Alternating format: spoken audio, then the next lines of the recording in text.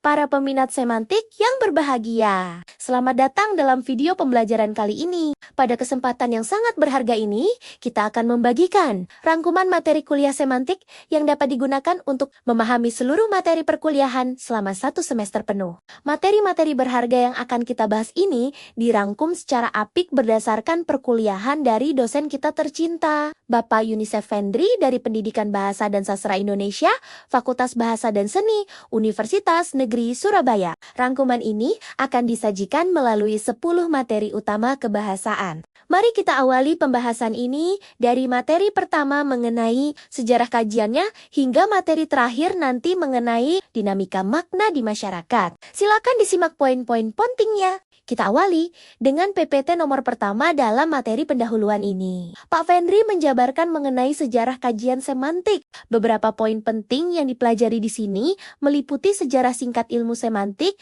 perkembangan semantik dalam ilmu linguistik, serta dasar pemikiran yang melatar belakangi timbulnya kesadaran para ahli linguistik untuk mengkaji semantik. Tidak lupa, di sini juga disebutkan tokoh-tokoh berpengaruh serta fase-fase perkembangan ilmu semantik dari masa ke masa. Selanjutnya kita melangkah ke PPT nomor 2 yang membahas konsep umum semantik. Pokok bahasan penting yang diangkat dalam materi ini adalah tinjauan umum semantik. Seperti konsep semantik dilihat dari segi etimologis dan konsep hubungan antara signify serta signifian dalam kajian makna. Selain itu, kita juga diajak untuk memahami ruang lingkup utama dari kajian semantik itu sendiri. Kemudian, pada PPT nomor 3, pembahasan berlanjut pada jenis-jenis semantik. Pak Fendri memetakan ada 8 jenis semantik berdasarkan cara pandang dan aliran teoretisnya. Jenis-jenis tersebut meliputi semantik behaviorisme, deskriptif, struktural, logika, leksikal, historis, gramatikal,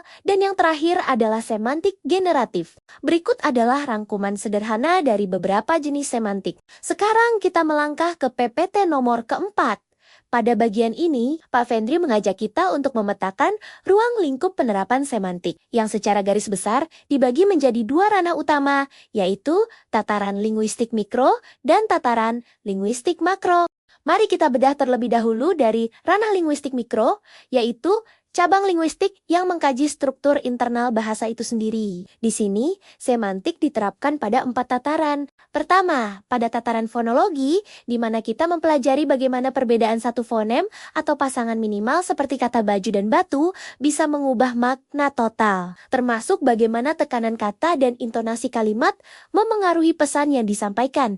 Kedua, pada tataran morfologi yang menelaah perubahan makna akibat proses tata bahasa, seperti proses afiksasi atau pemberian imbuhan, serta proses reduplikasi atau pengulangan kata. Ketiga, pada tataran sintaksis yang melihat bagaimana fungsi, kategori, dan peran gramatikal dalam sebuah struktur kalimat membentuk sebuah proposisi makna. Dan keempat, pada tataran wacana yang mengkaji makna dalam satuan bahasa yang lebih besar, utuh, dan berkaitan dengan konteks pragmatisnya. Selanjutnya, kita bergeser ke ranah linguistik makro, di mana semantik berkolaborasi dengan ilmu-ilmu lainnya.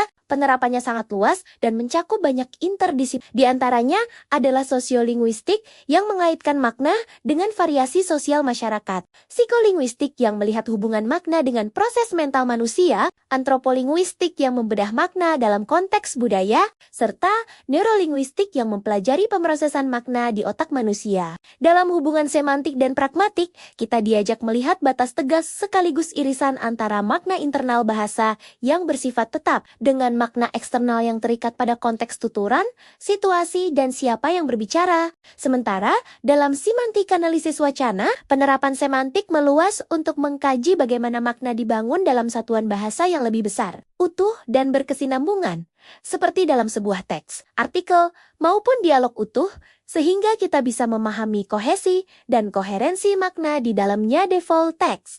Melalui pendekatan kognitif, semantik tidak lagi dilihat sebagai sistem formal saja, melainkan bagaimana bahasa dan makna mencerminkan pola pikir, persepsi, pengalaman fisik, serta cara manusia mengonseptualisasikan dunia di dalam otaknya. Berikut beberapa deskripsi hubungan semantik dengan kajian linguistik mikro dan makro.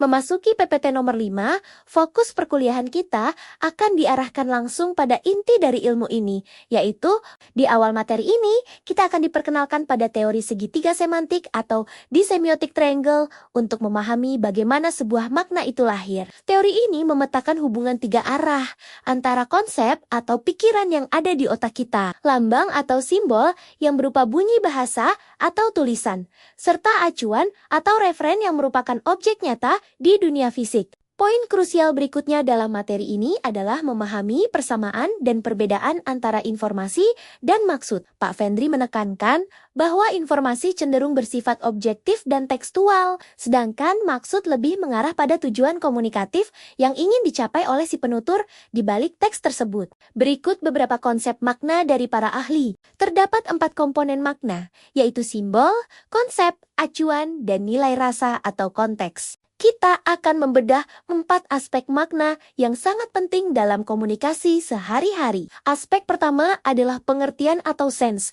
yang merupakan landasan dasar dari apa yang dibicarakan. Aspek kedua adalah perasaan atau feeling, yang melibatkan sikap emosional atau nilai rasa dari pembicara terhadap topik tersebut. Aspek ketiga adalah nada atau tone, yang mencerminkan sikap pembicara terhadap lawan bicaranya, apakah ia ingin berbicara secara formal, akrab, atau mendominasi. Dan aspek keempat adalah tujuan atau intention, yaitu efek atau respons nyata yang diharapkan muncul dari pendengar setelah tuturan itu disampaikan. Selanjutnya kita melangkah ke PPT nomor 6 yang menyajikan klasifikasi yang sangat kaya mengenai jenis-jenis makna dalam kajian bahasa. Pertama, kita akan mempelajari dikotomi antara makna leksikal, yang merupakan makna asli kata seperti yang tertera di kamus, dan makna gramatikal yang muncul akibat proses afiksasi atau sintaksis. Kemudian ada makna referensial yang memiliki objek nyata di dunia luar, berlawanan dengan makna non-referensial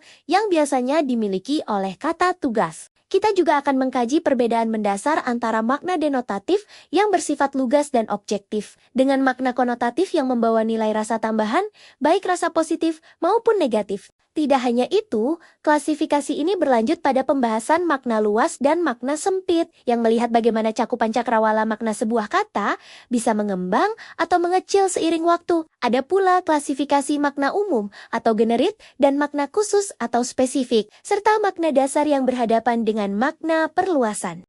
Ada juga makna antonim, hiponim, homonim, polisemi, tematik, dan piktorial. Di bagian akhir, materi ini membawa kita pada tataran kontekstual yang lebih tinggi, seperti makna intensional, makna prototipikal yang berbasis pada contoh mental paling ideal, makna skematis yang mengaktifkan latar belakang pengetahuan kita, makna presuposisi atau praanggapan dasar, makna implikatur yang tersirat, hingga makna deiktis yang referensinya selalu berubah-ubah tergantung pada siapa, di mana, dan kapan kata tersebut diucapkan. Selanjutnya, pada PPT nomor 7, fokus perkuliahan beralih ke perubahan makna. Terdapat sejarahnya, mulai dari pramodern, abad ke-19, hingga abad ke-20 yang dijelaskan melalui PPT berikut. Terdapat juga faktor perubahan makna yang terdiri dari kebahasaan dan non-kebahasaan. Jenis perubahan makna memiliki 5 kategori, yaitu meluas, menyempit, amelioratif, peyoratif, dan asosiasi. Memasuki PPT nomor 8, kita mempelajari tentang hubungan makna atau relasi makna antar kata. Poin-poin hubungan makna yang dianalisis dalam bab ini meliputi konsep dan contoh dari sinonim, homonim, homofon, homograf, hiponimi hipernim, moronimi holanimi, polisemi, antonim, serta fenomena ambiguitas dan redundansi dalam berbahasa. Sebagai penguat dari materi relasi makna, PPT nomor 9 membahas tentang prinsip hubungan makna dan implementasinya. Ada 4 prinsip dasar yang ditekankan oleh Pak Vendri di sini. Keempatnya adalah prinsip tumpang tindih, prinsip inklusi, prinsip komplementer, serta prinsip bersinggungan beserta contoh implementasinya dalam kehidupan sehari-hari. Terakhir, kita sampai pada PPT nomor 10 yang mengkaji tentang komponen dan medan makna. Terdapat perbedaan medan makna dan komponen makna, karakteristik medan makna, hubungan medan makna, pengertian komponen makna, hingga jenis komponen makna. Luar biasa sekali teman-teman. Itulah tadi rangkuman komprehensif mengenai 10